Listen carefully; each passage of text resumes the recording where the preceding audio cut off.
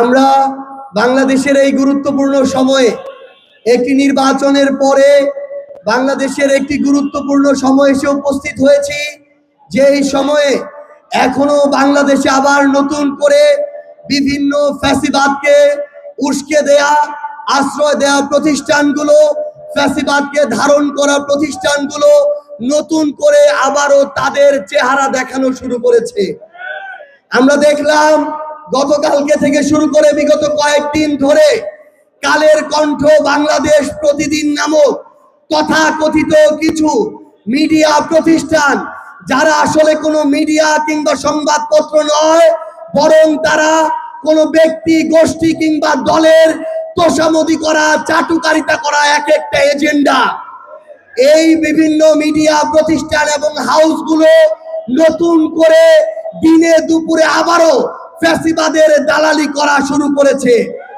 তারা এতদিন ধরে যখন আওয়ামী লীগ ক্ষমতায় ছিল অবৈধভাবে, তখন আওয়ামী লীগের দালালি করেছিল, তখন তারা তাদের জায়গা থেকে, যখন বিএনপি এই স্বৈরাচারের অত্যাচারে নিপীড়িত ছিল, তখন তারা তাদের জায়গা থেকে বিএনপির বিরুদ্ধে প্রোপাগান্ডা ছড়িয়েছে।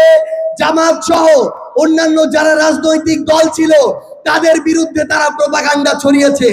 তখন তারা শিরোনাম করত তারেক রহমানের ভুল রাজনীতি, তারা শিরোনাম করত জিয়ার প্রতিষ্ঠিত দলটির বিরামহীন অপকর্ম, শেখ হাসিনা পারেন, খালেদা জিয়া পারেন না, ক্যাসিনোর আইডিয়া তারেক রহমানের। তারা তাদের জায়গা থেকে যেই বিষয়গুলোর সাথে বিএনপি, জামায়াত সহ বিভিন্ন রাজনৈতিক দলের নেতাকর্মীদের, শীর্ষ নেতৃত্বের কোনো সম্পর্ক ছিল না, সেগুলো তো বলেইনি, বরং সেগুলোর দায়ভার ঘুরিয়ে পেঁচিয়ে এই বিভিন্ন রাজনৈতিক দলের নিরপরাধ নেতাকর্মীদের উপরে দিয়েছে। আজকে তারা নতুন করে আবার এই বাংলাদেশে যারা আওয়ামী সন্ত্রাসী ছিল, কালপ্রিট ছিল, তাদেরকে আবার নতুন করে বাংলাদেশে আবার স্ট্যাবলিশ করার নতুন এজেন্ডা হাতে নিয়েছে।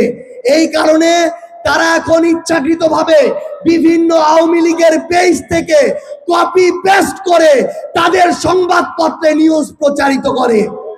আমরা এই দায় বিএনপিকেও দিতে চাই।